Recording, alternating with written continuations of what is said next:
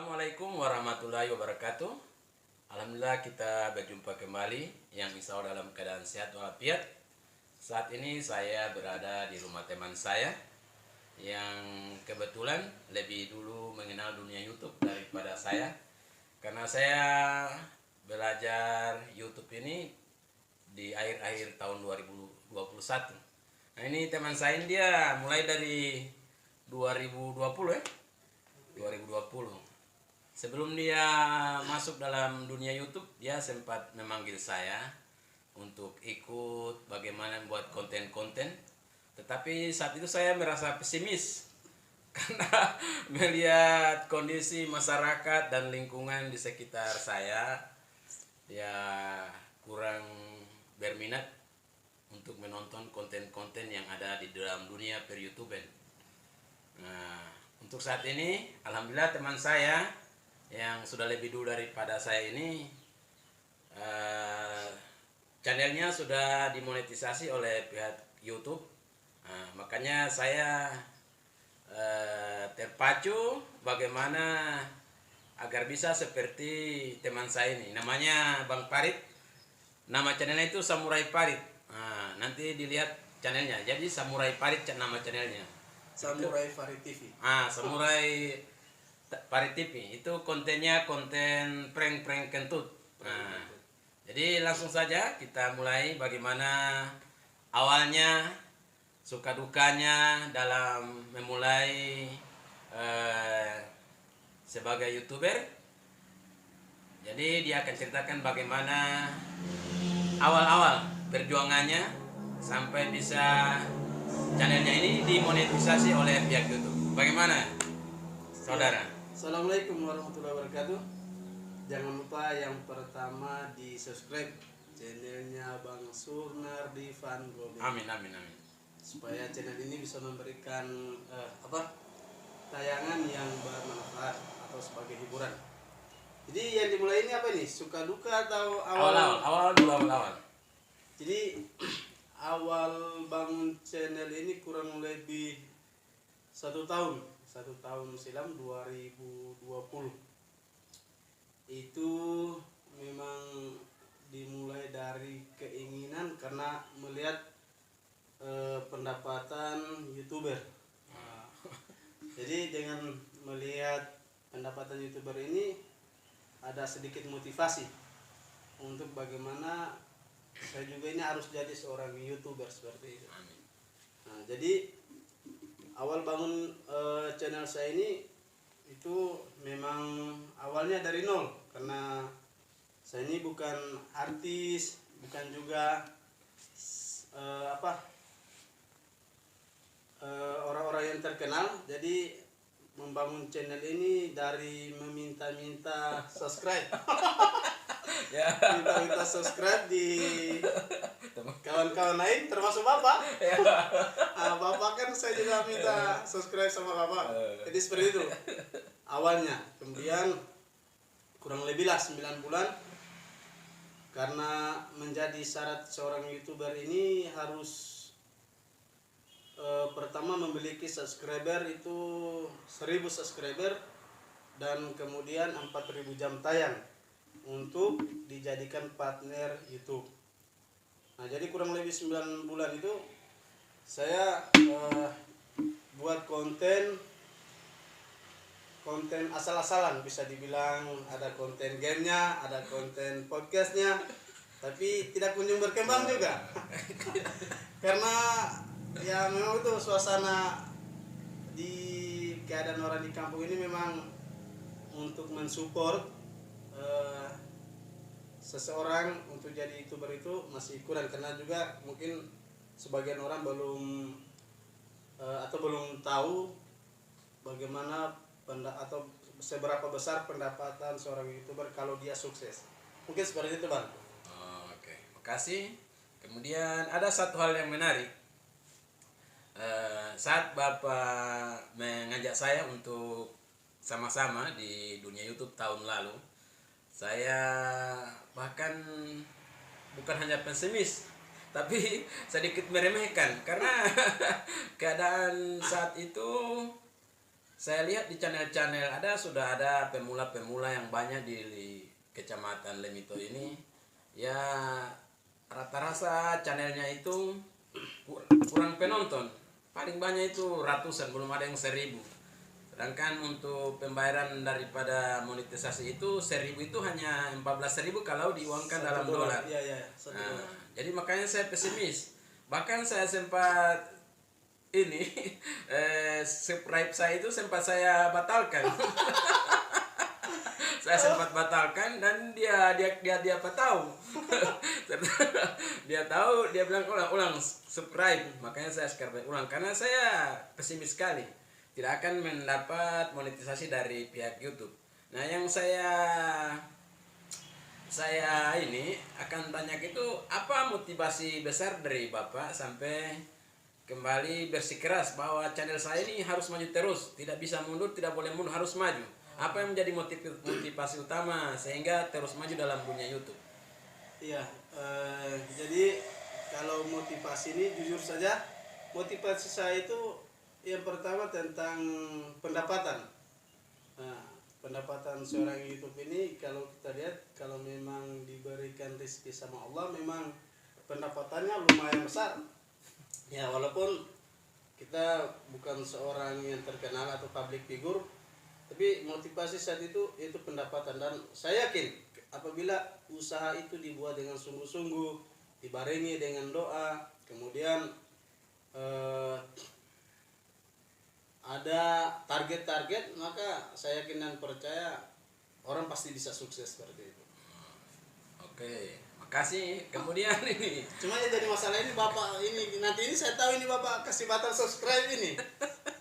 Kalau saya tahu. lanjut. Oke, lanjut. Kemudian yang menjadi pertanyaan lagi, dari sekian banyak usaha yang sekarang bisa mendatangkan uang materi, ini Bapak memilih YouTube padahal sekarang kan lagi gencar-gencarnya invest ini invest sana, tetapi tetap berfokus di YouTube. Padahal kalau untuk pikir pendapatannya dari YouTube ini tergantung dari penonton, dari jumlah subscribe, tapi kalau di invest yang lain kan bisa mendatangkan untung yang banyak dengan usaha yang kecil. Bagaimana sehingga Bapak tetap bersikeras untuk tetap di YouTube ini? Jadi begini Bang, intinya pertama kalau saya patokan pertama itu pemahaman saya, rezeki itu telah Allah tetapkan seperti itu. Artinya kita tidak bisa menghindar atau tidak bisa menambahkan atau mengurangi rezeki tersebut. Jadi kalau orang bisa sukses dengan invest, mungkin itu jalannya. Tapi untuk saya pribadi memang tidak tertarik dengan investasi, sebab musababnya perkara sesuatu yang memang saya juga tidak senangi. Artinya saya buat YouTube ini karena saya suka, saya senang, saya suka. Jadi alhamdulillah perlahan-lahan channel saya mulai menghasilkan dolar lah, walaupun tidak seperti investasi, karena memang investasi itu sesuatu yang cepat menjadi kaya tapi bisa jadi cepat juga jadi miskin.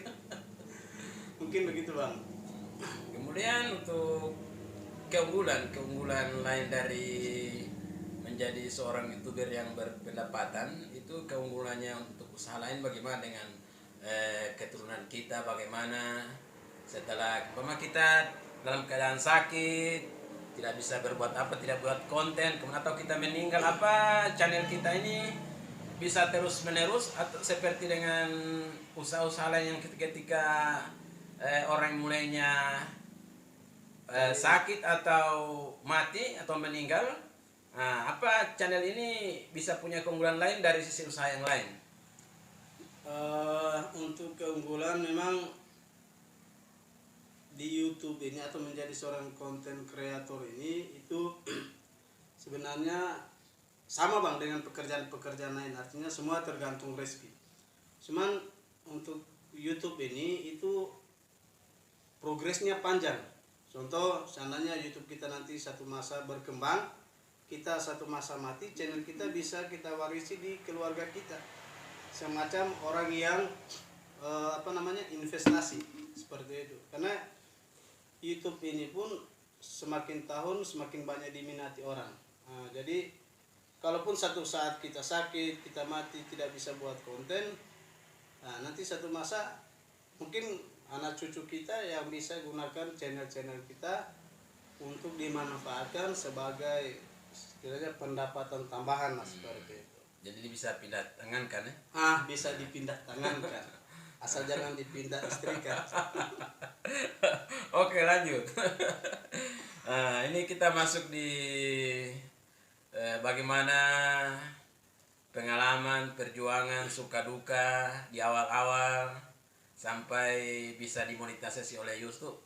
Nah, itu jelas perjuangan luar biasa, apalagi di tengah-tengah masyarakat yang kurang peminat. Jangankan Betul. untuk menjadi seorang YouTuber, untuk menonton saja, ya mereka lebih sering untuk nonton artis. Nah, kita ini bukan artis, bukan orang top, tidak terkenal, mau dibuat apa channel kita. Jadi jelas ada suka dukanya. Perjuangan ini penuh dengan suka duka sampai dimonetisasi oleh pihak YouTube. Bagaimana? Ya, untuk sukanya Bang, kalau sukanya ini pertama dalam dunia per-YouTuber ini saya bisa kenal banyak orang. Bisa kenal banyak konten kreator yang mungkin dari berbagai daerah, sehingga saya bisa menambah wawasan saya dari segi mungkin ilmu-ilmu tentang buat channel atau ilmu yang lainnya. Dan dukanya itu mungkin seperti tadi Bang, minta subscribe. Di awal itu saya bangun channel ini dengan cara minta subscribe ke orang-orang, walaupun ada yang suka, ada yang tidak suka, ya intinya karena diminta, dipaksa. Jadi buang malu ya? Buang malu. Istilahnya buang malu untuk bisa dapat subscribe. Yang penting dapat Iya. subscribe. Seperti itu. Jadi yang kemudian sukanya juga itu jelas ada angan-angan lah, bisa tentang nanti satu masa ada angan-angan sukanya saya itu nanti saya bermimpi YouTube saya ini bisa menghasilkan dolar yang banyak. Amin. Supaya bisa berbagi dengan orang-orang yang mungkin masih bisa dibilang atau orang-orang yang membutuhkan lah, seperti itu. Nah, kemudian pengalaman saya, mungkin Bapak juga pernah mengalami. Biasa saya kan bergabung di grup-grup YouTuber, saling subscribe, saling inbox untuk dapat subscribe dan jam tayang, jumlah view. Itu sudah sering saya lakukan. Saya merasa ditipu. Saya sudah serius untuk subscribe dengan bukti screenshot balik dengan jumlah durasi waktu yang sesuai dengan kesepakatan, tapi ternyata yang saya terima tidak seperti apa yang saya berikan kepada orang yang meminta subscribe. Jadi Bapak pernah mengalami seperti itu, dan bagaimana antisipasi Bapak sampai tidak merasa kecewa dan maju terus? Iya Bang, jadi awalnya itu yang saya pahami, teman-teman yang support sub itu awalnya yang saya pahami itu mereka itu tidak amanah. Ternyata ketika makin hari saya pelajari dunia per-YouTuber itu, mereka itu sebenarnya bukan tidak amanah, tapi terkadang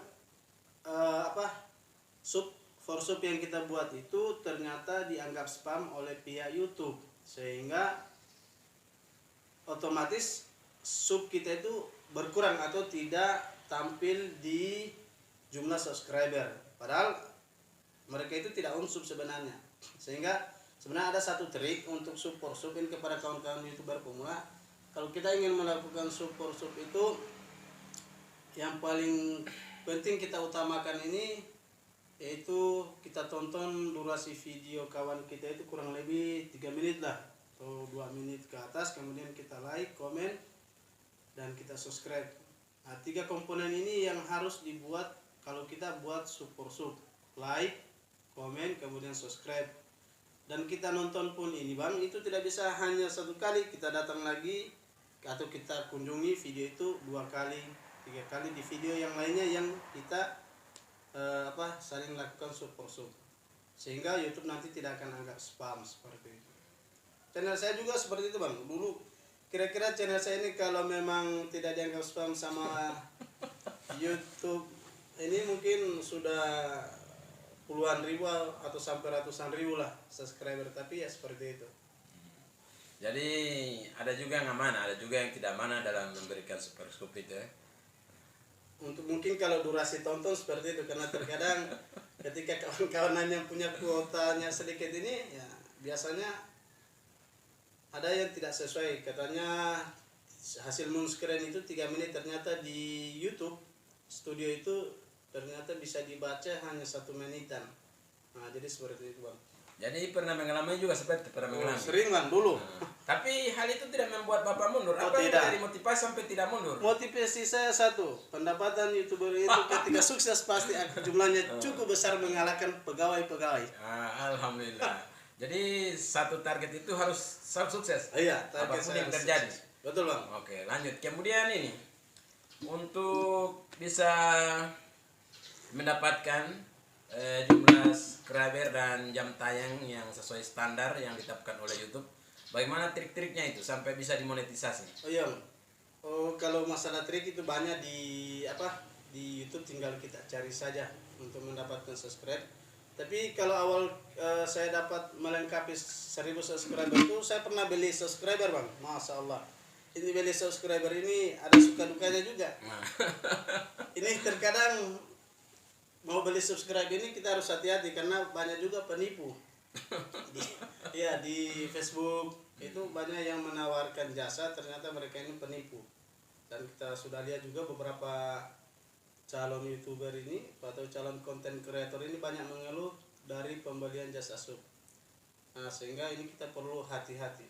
Tapi untuk saya itu untuk melengkapi awalnya itu 1000 subscribe itu saya buat itu seperti itu. Saya beli jasa subscriber untuk melengkapi, karena durasi waktunya itu kan kita dibatasi 1 tahun. Jadi karena sudah 9 bulan berjalan, maka saya lengkapi seperti itu dengan beli jasa subscribe. Oh, jadi pernah menggunakan jasa subscribe? Nah, jadi karena untuk mengejar sih itu target saya itu dimonet dulu, baru saya buat konten-konten yang sesuai SEO YouTube atau sesuai keinginan YouTube atau keinginan penonton seperti itu. Oke, tadi dikatakan bahwa pernah beli subscribe, pernah ditipu. Jelas kecewa tuh, perasaannya kecewa. Oh, sangat bang. Karena uang saat itu tinggal istilah kita Gorontalo ini hipo-hipo. Coba ceritakan sedikit bagaimana sampai Anda begitu semangat beli jasa subscribe, kemudian rasa kecewa itu bagaimana rasa kecewa? Kemudian bangkit dari rasa kecewa, jelas punya kekuatan yang luar biasa, sehingga tidak kembali terpuruk dengan masalah yang sama. Kalau intinya bang, kalau kecewa, rasa kecewa itu tidak seberapa lah, karena artinya buat saya itu termasuk ujian dalam bisnis ini. Dalam usaha apapun itu ada tipu menipunya ada. Ya. Artinya kita cari orang jujur itu ya lumayan susah gampang lah. Cuma semangat saya itu yang tadi. Saya tetap harus upayakan bagaimana saya ini dapat 1000 subscribe. Dengan cara saya perlahan memperbaiki konten video. Jadi awalnya itu saya bikin konten itu konten game, ada konten podcast. Tapi saya lihat perkembangannya itu tidak begitu bagus, sehingga saya merubah konten di konten Ome TV karena tertarik dengan Bang Vicky Naki. Ya masalah ini Vicky Naki ini sebagai sumber inspirasi untuk main Ome TV. Jadi gitu bang. Oke. Kemudian agar tidak terjadi kepada YouTuber pemula seperti saya, bagaimana mengantisipasi agar kejadian tidak kena tipu seperti Bapak itu? Bagaimana mengantisipasi atau bagaimana supaya kita tidak kena tipu seperti yang dialami? Oh iya, kalau supaya tidak kena tipu bang, satu, jangan beli jasa subscribe tapi perbaiki channel YouTube kita. Bisa juga kita beli jasa subscribe tapi di orang-orang tertentu lah yang amanah, karena tidak semua orang yang jual jasa itu tidak amanah seperti itu. Karena ada sebagian atau 1, 2, 3 orang yang masih amanah untuk memberikan pelayanan sebagai kita konten kreator agar channel kita ini segera dimonetisasi seperti itu. Karena habis dimonetisasi itu bang masih panjang perjalanan. Iya. itu habis dimonetisasi, maka kita harus mengejar $10. Nah, setelah kita dapat $10 lagi, kita upload video dapat $10, kita punya masa lagi menunggu PIN. Nah, PIN AdSense ini itu kita dikasih kesempatan 4 bulan menunggu. Kalau tidak kunjung datang juga, itu macam channel saya penghasilannya sudah cukup lumayan lah, masuk di angka $100 lebih kalau di ini. Tapi ya seperti itu, karena PIN AdSense-nya juga belum kunjung datang, jadi sampai sekarang iklannya sudah dicabut. Dan itu duka yang terakhir di dunia per-YouTuber. Iklan dicabut. Oke. Kemudian ini supaya bagaimana, kan dalam dunia YouTube saya ada buka-buka di analitik. Di situ ada jam tayang, ada jumlah subscribe, kemudian konten-konten kita yang buat itu akan terlihat seberapa banyak minat penonton yang kita buat di konten-konten dalam satu video itu, berapa jumlah penonton yang minat. Jadi yang saya tanyakan ini bagaimana supaya konten kita ini bisa mendapat minat yang banyak dari orang yang menonton. Oh iya, oke. Jadi Bang, pertama gini, minat penonton itu ketika channel sudah dimonetisasi itu sebagai penentu income atau pemasukan untuk kita sebagai konten kreator. Nah, jadi kalau untuk saya pribadi ini persoalan rezeki. Jadi kalau memang sudah rezeki, maka satu saat channel kita akan meledak. Artinya begini, tidak sedikit Bang orang yang buat video itu sesuai SEO YouTube, tapi video atau apa namanya karya-karya mereka ini sepi dari penonton. Nah, ada juga yang bisa dibilang bikin channel asal-asalan seperti Gondrong Labanan itu, dari awal konten pancing itu kalau bisa dibilang itu artinya belum sehebat sekarang beliau yang sekarang. Awalnya itu saya lihat videonya itu ya seperti YouTuber pemula, tapi karena memang sudah rezeki dari ini si Gondrong Labanan ini, maka dia sekarang ini sudah sukses. Dan terima kasih juga Om Gondrong Labanan yang juga termasuk motivasi di dunia per-YouTuber sebagai konten kreator pemula, sebagai inspirasi lah, seperti itu Bang. Kemudian oke. Jadi semua intinya perkara rezeki Bang. Kita upload saja, karena saya pernah dengar dari salah satu konten kreator atau salah satu kreator, seorang YouTuber itu mengatakan tidak ada YouTuber yang gagal, tapi yang ada ini YouTuber yang sudah tidak mau upload lagi, seperti itu Bang. Jadi tidak ada YouTuber yang gagal, yang ada gagal untuk mengupload video, seperti itu. Jadi semakin banyak kita upload video, semakin banyak peluang kita berhasil. Seperti itu. Jangan patah semangat. Ya, betul. Kemudian lanjut, seperti kita rasakan bersama termasuk saya, bagaimana menanggapi. Tapi sebentar Bang, yang saya ingin tanya balik ini sama Abang ini satu dulu. Abang ini punya motivasi untuk jadi seorang YouTuber ini apa? Karena Abang ini saya tahu sisi ekonomi, sisi pekerjaannya, motivasinya Bang. Cuma kira-kira Abang ini, artinya kan awalnya tadi meremehkan kan, sehingga tertarik. Jadi ini serangan balik ini. Bukan serangan. Oke. Jadi saya pribadi, saya tertarik dengan dunia YouTube ini bukan karena apa dan mengapa, tapi semata-mata ingin merasakan bagaimana sensasi dalam dunia per-YouTuber. Nah, dari saya lihat-lihat pendapatan di YouTube ini, ya dalam sebulan itu bisa berkali-kali lipat dari penghasilan seorang pegawai negeri yang kita tahu seperti apa penghasilannya. Dalam Bapak yang tahu sebenarnya. Iya. Kalau saya ini bukan pegawai. Kita pegawai PNS ya, pegawai Nabi SAW.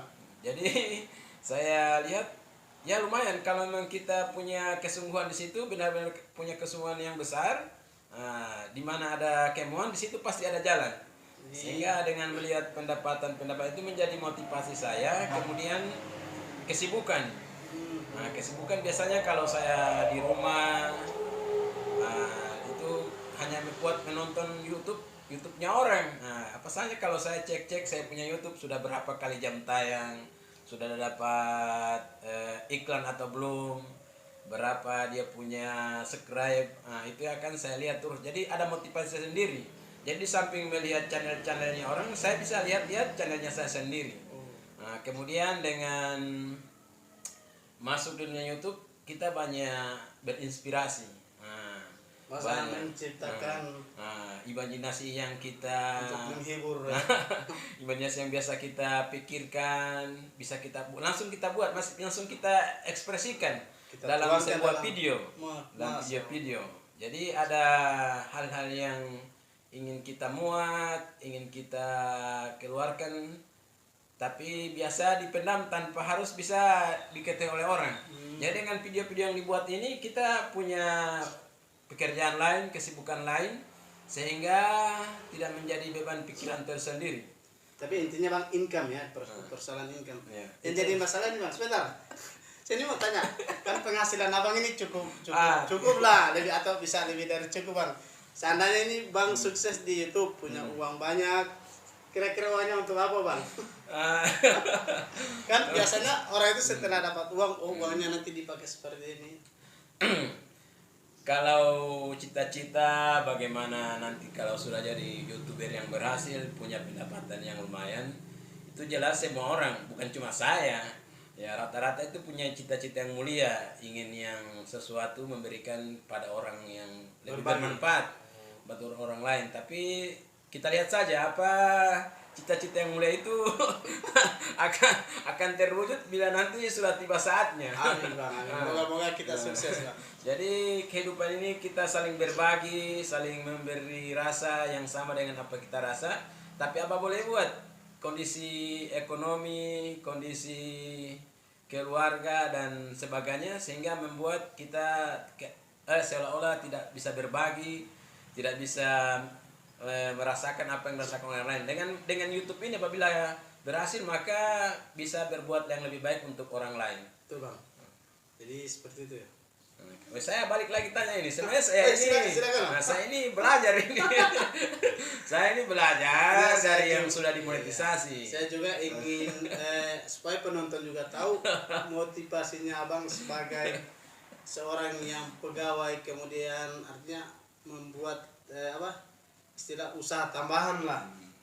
Ini kan harus penonton juga harus tahu. Kan biasanya orang setelah sukses itu ketika dia sukses ingin beli mobil, beli rumah, ingin tambah istri. Ini kan tergantung. Oke, sekarang lanjut. Siap Bang, lanjut. Jadi tunggu, minum dulu supaya agak cair ini. Oke, lanjut. Nah, selama masuk di dunia YouTube buat konten, jelas memakan waktu, tenaga, pikiran, termasuk juga materi di situ. Bagaimana dukungan keluarga dari istri, orang tua, saudara dengan pekerjaan atau profesi sebagai YouTuber, bagaimana? Ya, alhamdulillah untuk sementara ini Bang semuanya mendukung dari awal sampai sekarang, istri, orang tua. Selagi itu terbaik, kayaknya semua dari keluarga saya ini mendukung. Yang penting jangan sampai ketika sukses saya berpoligami. Karena itu ketakutan istri saya sampai. Tapi itulah filmnya Bang, harus disampaikan sama penonton agar penonton paham seperti itu. Berarti termasuk suami setia ya? Oh alhamdulillah, untuk sementara setia. Oke, berarti dari segi faktor eksternal mendukung. Kemudian kita kan buat konten ini membutuhkan fasilitas seperti HP yang cukup untuk mendukung video yang akan dibuat, kemudian data yang digunakan, apa tidak bermasalah selama ini, apa tidak menjadi kendala di dalam membuat konten-konten yang akan diunggah di YouTube.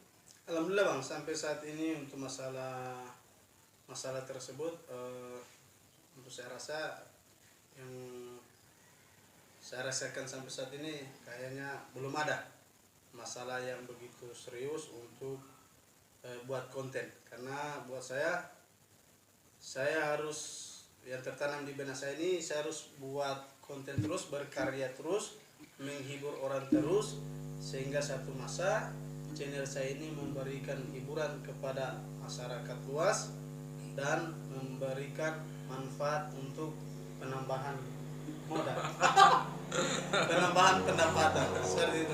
Oke, jadi karena saya belum merasakan, saya ingin menanyakan bagaimana perasaan setelah memenuhi daripada standar monetisasi dari YouTube, sudah memenuhi 1000 subscriber, 4000 jam tayang, kemudian jumlah view $10. Bagaimana perasaan saudara saat itu? Bagaimana? Intinya untuk perasaan samalah seperti kreator lainnya Bang, yang pasti senang itu pasti perkara yang pasti, walaupun belum tentu bahagia ya. Karena terkadang untuk mendapatkan sesuatu itu atau sesuatu yang kita inginkan, setelah kita dapatkan kita bisa jadi senang, tapi bahagia belum tentu. Karena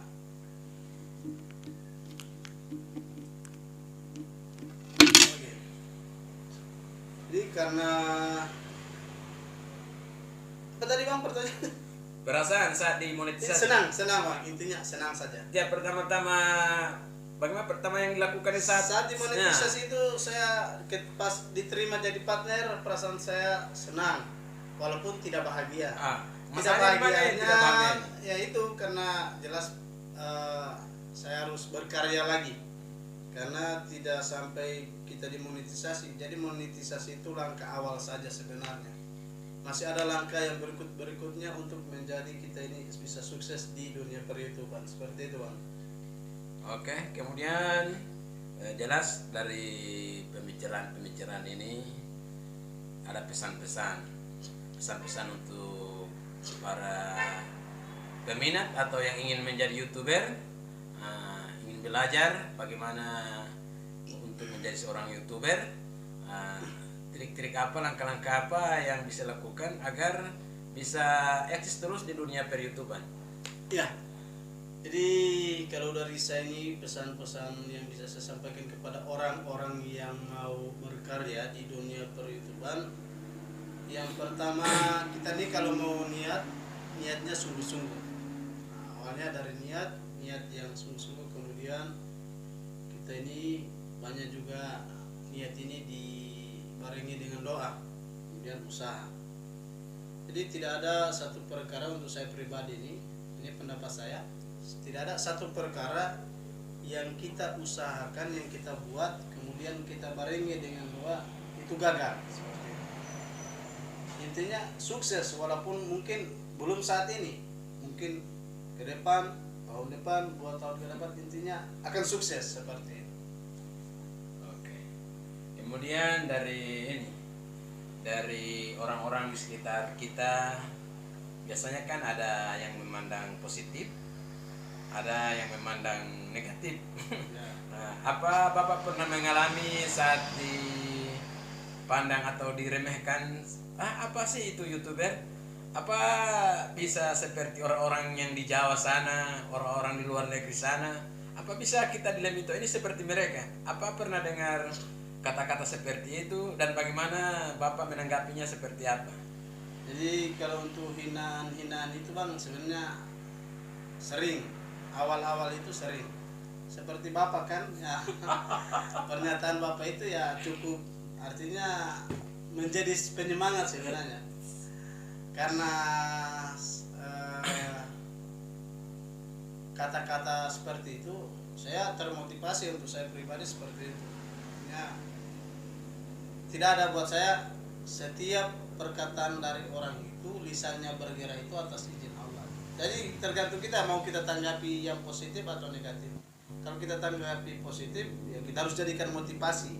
Tapi kalau kita mau tanggapi negatif, maka ya main kuti bibir itu. Dan intinya kita bisa sama juga seperti orang-orang yang di Jawa sana. Kalau kita buat usaha terus, itu pasti satu masa kita akan sukses, karena tidak sedikit ada beberapa saya lihat konten kreator dari Papua, dari Gorontalo juga ada, dari Makassar juga ada, itu yang ternyata sudah duluan sukses dan channelnya itu sudah ratusan ribu, bahkan view-nya itu ada yang sampai jutaan. Jadi istilahnya tidak ada yang tidak mungkin seperti itu.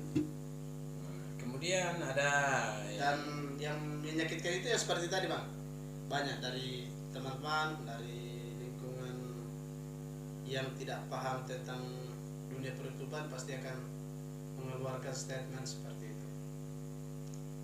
kemudian untuk seperti kita ketahui kan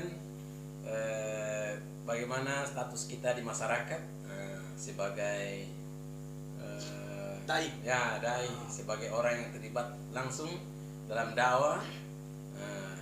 Jadi kita sementara dalam konten-konten itu kalau ingin viral ya kita buat, bisa juga supaya kita mau viral itu buat konten-konten yang tidak bermoral apa segala, sehingga cepat viral. Nah ini untuk sebagai YouTuber pemula dengan kondisi dan status kita di masyarakat sebagai dai, apa tidak bertentangan dengan konten-konten yang kita buat nanti? Ya, jadi dakwah ini yang kita harus pahami itu mengajak manusia ini atau mengajak orang lain atau saudara-saudara kita ini untuk sama-sama bisa taat kepada Allah Subhanahu wa taala. Dan di satu kitab itu baru saya pernah baca, seorang mujahid itu dia dakwanya dengan pedang, seorang muadzin dakwanya dengan suara.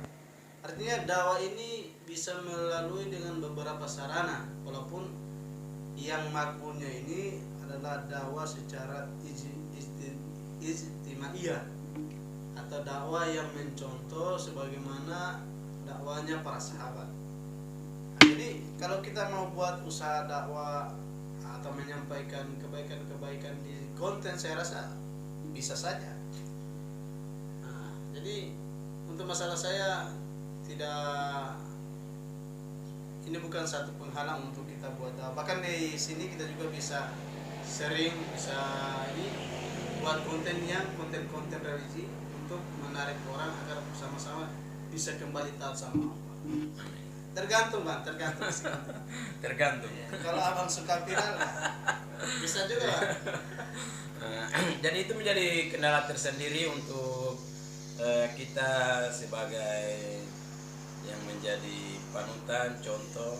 Kalau untuk saya bukan kendala Bang, tapi buat saya artinya tidak ada masalah untuk saya sebenarnya. Masalah. Ya, bukan kendala dan bukan juga masalah. Jadi menurut dia tidak ada hubungan antara konten dengan status. Iya, tidak ada. Karena ketika waktu kan di usaha tablik ini ada waktu-waktu nisab, walaupun sekarang ini sudah bukan nisab lagi tapi namanya takasa. Nah, kapan saja ketika diperintahkan untuk kita berangkat, kita berdakwah, maka kita harus siap mengorbankan harta dan diri serta waktu kita. Jadi kan kita ini jadi usaha dakwah ini ada dua. Mungkin abang juga sudah paham, yang lain juga sudah paham. Ada namanya makomi dan intikoli. Nah, kalau kita intikoli itu kita dakwah di luar kampung kita. Kita tinggalkan keluarga, pekerjaan dan lain-lain untuk apa? Bahwa kalimat la ilaha illallah ini, kalimat la ilaha illallah Muhammadur Rasulullah ini ke saudara-saudara kita yang di luar kampung kita. Dan ada yang namanya makomi. Nah, makomi ini membuat usaha dakwah ini atau membuat usahanya Nabi ini itu hidup di kampung kita dan terlebih pertama di dalam rumah kita. Jadi sebenarnya tidak ada masalah. Kalau kita mau buat konten di waktu-waktu senggang tidak ada masalah. Yang penting konten kita tidak konten pornografi atau konten yang bikin perang dengan istri. Mungkin orang mau cari tahu konten apa bikin perang dengan istri. Kalau kita bicara poligami pasti habis bikin konten kita perang dengan istri. Tahu kan? Mau coba-coba? Jadi tidak masalah buat konten selama konten itu Bermanfaat, bermanfaat untuk orang lain. seperti itu. Jadi hanya yang penting bermanfaat dan menghibur. Iya. Tidak bertentangan dengan apa yang kita Agama, lakukan ya. hari-hari. Nah, oke. Kemudian setelah dimonetisasi, pemasukan sudah ada. Untuk rencana ke depan seperti apa? Ya. Di rencana ke depan ini saya akan buat lagi konten yang jauh lebih baik dengan cara saya ingin buat tim. Nah, karena kalau kita main solo ini ya berat juga. Kita yang video, kita yang jadi pemainnya, kita yang jadi pelaku, jadi pengeditnya. Nah, ini cukup berat, Bang. Jadi YouTuber yang sukses itu rata-rata punya tim. Kalau yang saya lihat itu yang konten-konten sukses itu orang-orang yang punya tim. Seperti itu, Bang. Saya tertarik dengan Tim. tim itu. Kalau solo kan sendiri ya, kita buat video, kita yang edit, kita yang upload. Nah, kalau dengan tim, bagaimana dengan yang belum punya pemasukan? Nah, karena tim ini jelas kita harus gaji orang yang video, orang yang edit. Nah, jadi Bang, itu rencana ke depannya. Artinya ketika channel saya sukses di Solo ini, saya akan buat tim. Tapi kalau belum sukses saya belum akan buat tim. jadi selama belum mampu untuk menggaji tim, Kecuali ada, Bang, kecuali kalau seandainya ada orang-orang yang mau bekerja dari nol, bisa bangun channel ini, saya rasa tidak masalah. Saya welcome, kita kerja sama-sama dengan target yang sama, maka tidak ada masalah, silakan datang. Kemudian kita berkarya bersama seperti itu. jadi seiring dengan berjalannya waktu, insya Allah apa yang diharapkan bisa terlaksana. Ya, Nah, kemudian saya tanya-tanya sedikit dulu ini. Biasanya kan seorang YouTuber itu bagi yang sudah dimasuki oleh iklan itu katanya sudah ada pendapatan. Nah, padahal sekarang ini biar belum ada belum sesuai dengan target, subscribernya belum 1000, jam tayangnya belum 4000, tapi iklannya sudah muncul di konten yang kita unggah. Itu coba berikan penjelasan bagaimana. Kalau itu sudah aturan dari YouTube, sudah disampaikan atau sudah diinformasikan ke seluruh konten kreator pemula maupun yang sudah sukses atau yang senior, yang mana seluruh channel yang viewernya atau view penontonnya rame itu akan dipasang iklan.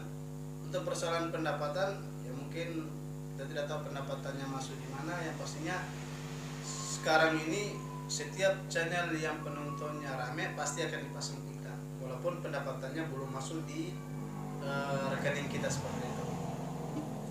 Kemudian untuk konten-konten yang supaya cepat dilirik, cepat dipromosikan oleh YouTube, maksudnya kita buat konten itu bisa beragam atau hanya fokus di satu konten saja?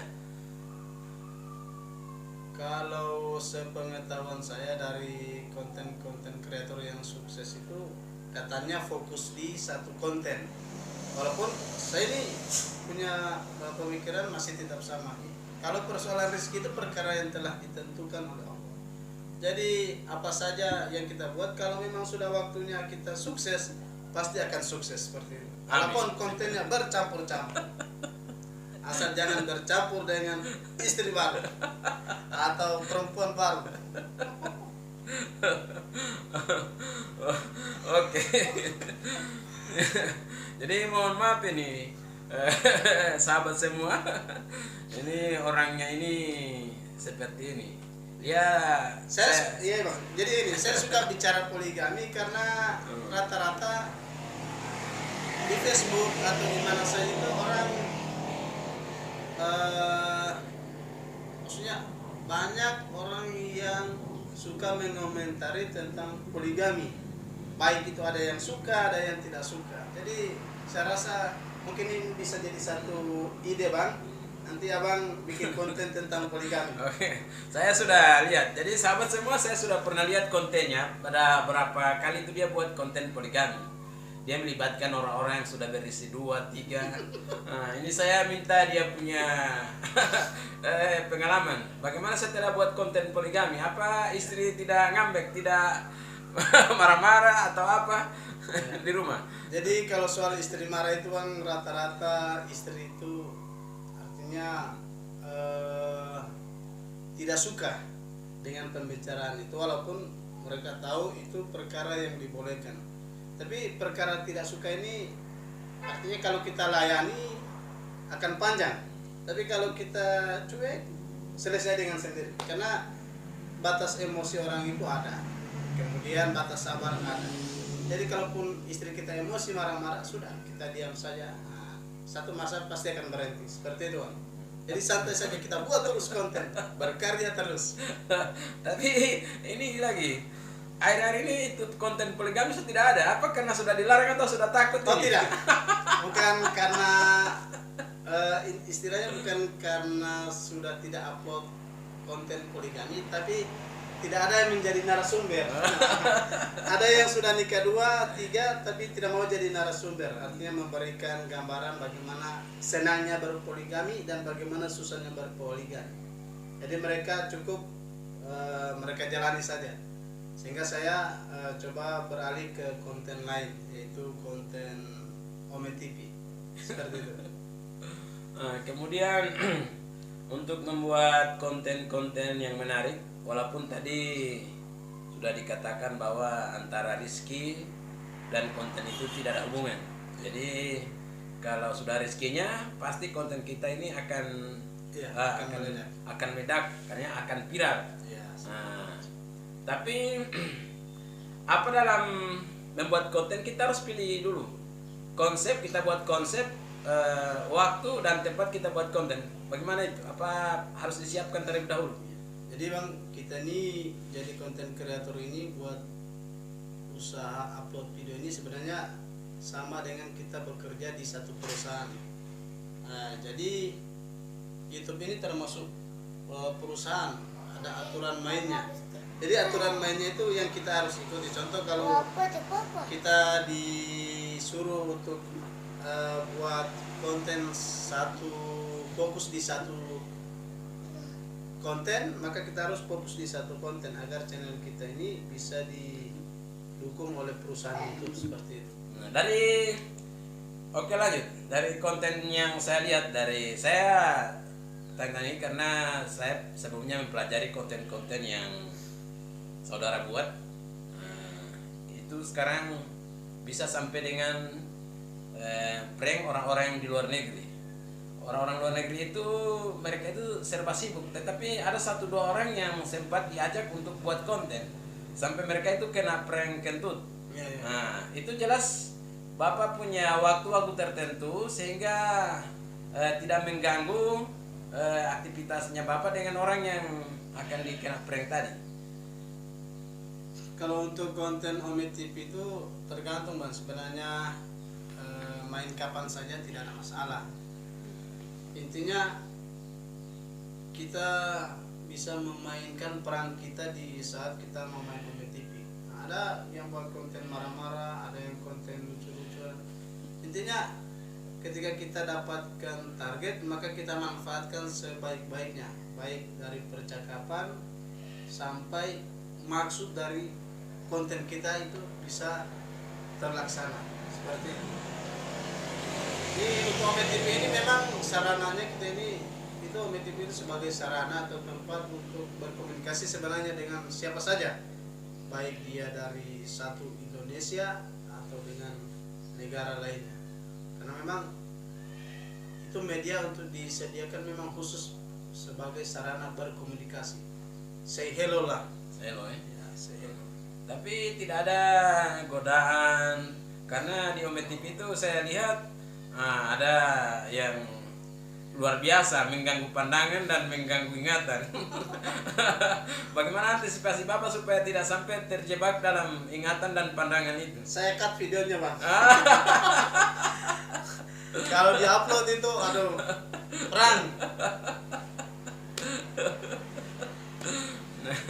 Oke. Lanjut. Boleh lanjut toh? Boleh. Oke. Bisa Nah. kita lanjutkan.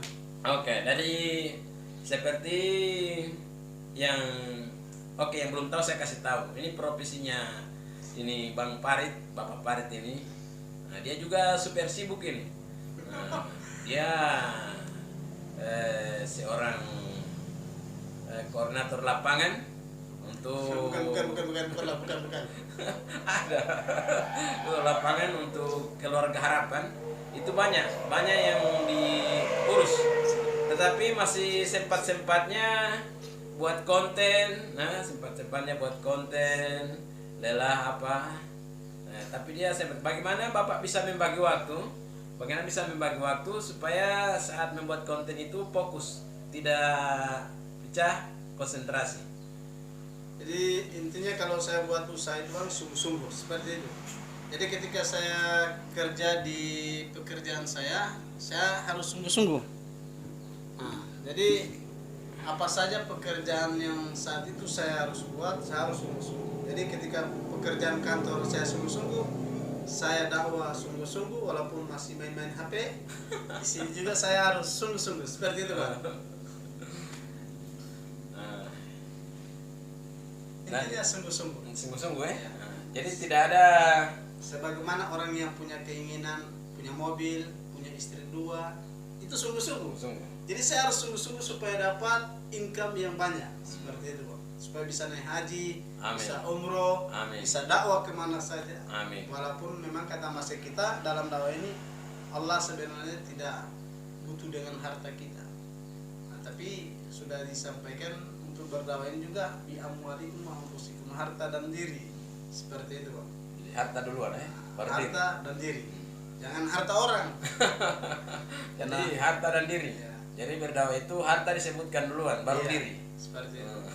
Tidak bisa cuma diri. Kalau bukan tidak bisa, tapi kurang afdol lah.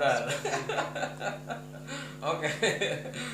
Jadi itu agak keluar dari konten kita hari ini, tapi sebagai penyemangat Ya, bagi YouTuber agar tidak terhalang dari berdakwah yang menjadi maksud dan hidup tujuan kita ini. Intinya begini, Bang, buat saya buat konten ini itu sama dengan usaha lainnya. Jadi jangan sampai satu usaha menghambat usaha yang lain. Ketika kita buat usaha A, maka kita fokus dia. Buat lagi besoknya di usaha B, fokus di usaha B, seperti itu, Bang. Jadi jangan ada kata menghambat seperti itu. Karena memang tidak ada penghambat sebenarnya. Yang ada malas. Malas. Jadi tidak ada orang gagal ya, yang ada itu orang Malas. Orang malas. Jadi ingat sahabat semua, kita sepakat dengan kata-kata tadi bahwa tidak ada orang gagal, yang ada itu hanya orang malas. Orang gagal untuk saya pribadi, Bang, ini pendapat saya, orang gagal itu yang ketika nanti mati tidak ucap la ilaha illallah. Ini bahaya. Orang tidak sukses. Orang yang gagal itu orang yang mati tidak bawa keridhaan Allah, sudah itu gagal itu, Bang. Kalau untuk saya gagal dalam konsep tidak punya harta atau karirnya terhambat, itu bukan gagal, tapi sukses yang tertunda. Nah, dia akan sukses mungkin panjang. Entah dia kalau hari ini contoh dia buat usaha A, tapi tiba-tiba dia mati, mungkin dia tidak sukses dalam usaha, tapi satu masa usaha itu akan dibuat sukses oleh anaknya, istrinya, atau siapa saja, seperti itu. Tapi kalau kita gagal nanti pas mati tidak bawa iman, tidak bawa amal, ini gagal ini, Bang. Memang gagal yang berkepanjangan dan tidak putus-putus. Jadi gagal yang sesungguhnya itu gagal Saat mati tidak bawa iman. Tidak bawa iman. Ya, Sempat mengucapkan kalimat La la ilaha ilaha illallah. illallah. Jadi itu gagal. Nah, jadi kita sepakati dulu, kita sepakati bahwa orang gagal itu orang yang mati tidak bawa iman. Benar. Jadi gagal itu bukan karena tidak bisa istri dua, bukan seperti itu. Tidak, bukan karena tidak bisa dimonetisasi channelnya, tidak seperti itu. Gagal itu pas mati tidak bawa iman dan amal. Berarti beliau ini dari tadi poligami, istri dua. Kayaknya dia punya rencana ini. Punya rencana tidak ini? Saya bang bukan punya rencana, tapi saya itu ingin mensiarkan bahwa pertama poligami itu dibolehkan seperti itu. Jadi siap? Siap dengan tidak berkati bang. Yang jadi masalah sekarang banyak yang menentang poligami, padahal poligami ini perkara yang dibolehkan. Nah ini yang jadi masalah, dan yang masalahnya ini juga orang Islam sendiri bang. Macam contoh abang ini, nah, abang sekarang punya keinginan tidak? Coba pendapat abang dulu, saya tanya tentang poligami. Oke. Pendapat saya poligami itu boleh. Boleh bang. Tidak ada yang tidak boleh. Boleh. Bang. Tapi kalau mampu. Iya. Kalau tidak mampu jangan cari sakit kepala. Oke, jadi sahabat semua sedikit Gurauan, mengisi konten kita hari ini. Jadi ada agak santai. Jadi biar agak keluar dari konten yang obrolan sebenarnya. ringan. Jadi sambil menyelam minum air lah. Lanjut dengan dunia per-YouTuban. Kalau untuk daerah kita di Lemito ini, bagaimana potensi seorang YouTuber itu seperti apa? Untuk potensi di kecamatan atau di desa ini kan sebenarnya semua tempat ini sama saja. Yang penting kita mau berkreasi itu dulu. Kita niat sungguh-sungguh, kemudian kita mau berkreasi. Kalau kita mau berkreasi, kita akan sukses di dunia per-YouTuber. Kalau kita tidak mau berkreasi, tidak mau buat usaha untuk membuat konten, maka kita akan gagal bukan gagal, kita akan tertunda sukses kita di dunia per-YouTuber. Seperti itu bang. Jadi tidak tergantung di mana kita berada. Tidak. Bahkan ada yang konten buat saya itu konten artinya untuk saya tidak ada manfaat. Itu 2 jam itu bahagia begini, 2 jam tidak ngapa-ngapain. Penontonnya, viewernya meledak sampai 6 juta. Tapi itulah dunia. Artinya karena dia berkreasi, niatnya sungguh-sungguh berimajinasi, maka dengan keyakinan bahwa rezeki itu bukan perkara mau atur SEO, bukan perkara kita mau, tidak. Dia yakin rezeki datang dari Allah, maka dia buat konten, ya terserah dia sekian aja. Dan itu meledak bang, kurang lebih 5-6 juta penontonnya, Masya Allah. Padahal dia tidak buat apa-apa. Tidak buat apa-apa, begini bang, 2 jam. Itulah. Itu menandakan bang, sebenarnya rezeki itu datang dari Allah, bukan dari persoalan kita edit video yang bagus. Bahkan ada konten yang paling ajib bang. Kontennya itu konten bisa dibilang ya konten-konten yang kurang bermanfaat, karena kontennya berbau-bau seks, itu juga viral bang. Ada konten agama yang viral, ada konten politik yang viral. Semua tergantung rezeki bang. Karena ada orang yang buat konten yang sama ternyata juga tidak viral. Seperti kita berdua ini bang, belum viral. Seperti itu. Jadi untuk masalah rezeki tidak ada hubungan dengan konten. Kita Tidak buat ada konten hubungan. saja. Iya, upload terus. Usaha terus, karya terus. Nanti satu masa Allah bilang sukses. Oke, kita tidak terasa ini sudah mendekati akhir obrolan kita. Jadi kita ambil kesimpulan dulu dari awal sampai akhir, bagaimana seharusnya seorang YouTuber agar bisa berkembang. Ya kalau pertanyaan ini bang sebenarnya belum pantas dikasih sama saya, karena saya belum berkembang juga. Tidak, setidaknya di Lemito sudah saudara ini yang di atas angin. Nah, kita banyak belajar dari kamu ini. Ya, kalau untuk saya pribadi ini, yang pertama tadi kita niat sungguh-sungguh dulu. Kita punya niat ini harus kita tanya lagi, apa saya ini sungguh-sungguh atau tidak. Kalau sudah sungguh-sungguh, maka langkah kedua kita langsung istilahnya action. Nah, kita harus segera buat. upload video apa yang kita sukai, apa yang kita senangi, sehingga tidak ada rasa lelah, tidak ada rasa menyesal ketika belum mencapai apa yang kita targetkan. Kemudian langkah berikut, kita ini banyak berdoa lah. Nah, jangan lupakan Allah yang Maha memberi rezeki.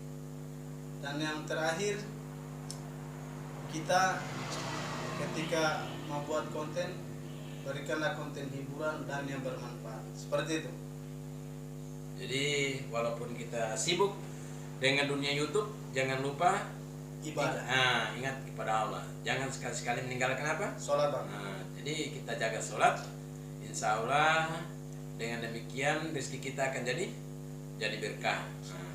Kemudian saya pribadi mengucapkan terima kasih yang sebesar-besarnya kepada Bung Parit ini, Bung Parit. Jadi jangan lupa channelnya Samurai Parit. Ya. Jadi di subscribe channel saya, channel Samurai Farid TV. Ya. Itu channel yang sudah ada penghasilan. Kemudian channel kedua itu sementara dibangun dan alhamdulillah ada beberapa video yang view-nya juga cukup bagus. Nanti sudah meledak baru saya sementara disembunyikan dulu. Oke, jadi sekilas saya dengan beliau ini, saya hampir setiap hari. Jadi tidak bosan-bosannya ini. Saya minum ini kopinya ini hampir hari-hari. Gelasnya juga dia cuci hari-hari. Cuma gelas saja yang bisa disediakan, tapi kopinya dari Bang Sunar. Jadi tidak ada masalah sebenarnya sama saya ini kalau datang untuk belajar, karena kita sama-sama ingin sukses. Jadi orang yang menginginkan orang lain itu sukses, maka malaikat itu akan mendoakan kita supaya kita bisa akan jadi orang yang sukses. Tapi kalau kita jadi penghambat dalam orang menuntut ilmu, menghambat orang dalam mencari rezeki, maka dua malaikat pun akan sama-sama kita. Jadi intinya kita berbuat baik pada orang lain. Insyaallah. Insyaallah. Jadi sebelum saya akhiri, saya sebagai orang yang mencari sumber inspirasi dari Bung Parit, saya mengambil hikmah dari obrolan saya dengan beliau hari ini, bahwa ketika ingin berbuat sesuatu jangan ditunda, mulai jangan tunggu kapan, nanti keburu dikapani. Benar ya Allah. Jangan nanti keburu mati. Benar ya Allah. Jadi jika kita sudah punya keinginan yang kuat untuk berbuat sesuatu yang bisa mendatangkan sesuatu yang bermanfaat, maka jangan ditunda. Karena sekali lagi tadi bahwa tidak ada orang yang gagal kecuali orang yang malas. Yang gagal semuanya adalah orang yang ketika mati tidak membawa kalimat la ilaha illallah. Benar ya Allah. Jadi itulah sesungguhnya orang yang gagal di dunia ini. Gagal dalam dunia itu bukanlah kegagalan, tapi karena sukses yang tertunda. Nah, itu dapat kita ambil semua. Kemudian yang berikutnya, bahwa sesibuk apapun kita, jangan sekali-sekali meninggalkan sholat. Karena sholat itu tiang agama. Apabila kita meninggalkan sholat, maka kita meruntuhkan tiang agama. Benar ya. Dan amal yang pertama kali akan dihisab pada hari kiamat adalah sholat. Apabila buruk sholatnya, maka buruk seluruh amalnya. Tetapi apabila baik sholatnya, maka akan baik seluruh amalnya. Ibarat angka, maka sholat adalah 1. Angka-angka yang lain itu adalah 00. Jadi amal-amal yang lain dianggap 00. Apa gunanya ibadah kita yang lain bagus, tetapi angka satunya hilang. Nah, jadi apabila angka satunya bagus, maka berapapun angka di belakangnya akan mengikuti angka yang di depan. Nah, kemudian dalam berusaha, kita harus sungguh-sungguh, tidak setengah-setengah apapun yang terjadi, karena tidak ada hubungan antara usaha dan rizki. Nah, yang hubungannya itu adalah asbab dan akibat. Nah, sehingga dari obrolan kita hari ini masih banyak juga yang salah-salah. Mohon maaf apabila dari obrolan kita tadi sempat menyinggung atau ada nama yang disebut tidak minta izin. Kemudian ada yang tersinggung dengan obrolan kami, terutama wanita-wanita, karena masih menyebut poligami tadi. Ini dia sudah kabal ini karena sudah berapa kali buat konten poligami dapat serangan. Hanya dia yang ini, yang kapo ini yang jadi narasumber. Sehingga kontennya dibuat jadi prank-prank. Nah, jadi terima kasih atas kebersamaan sahabat semua dengan kami berdua yang ceplos-ceplos, ambil yang baik dan jangan diingat yang tidak baik. Demikian, sampai jumpa. Assalamualaikum warahmatullahi wabarakatuh. Sampai jumpa. Jangan lupa like, subscribe, beri komen di channel kita. Saya channel Sunadipan Gobel dan beliau ini Samurai Parit TV. Oke. Dadah.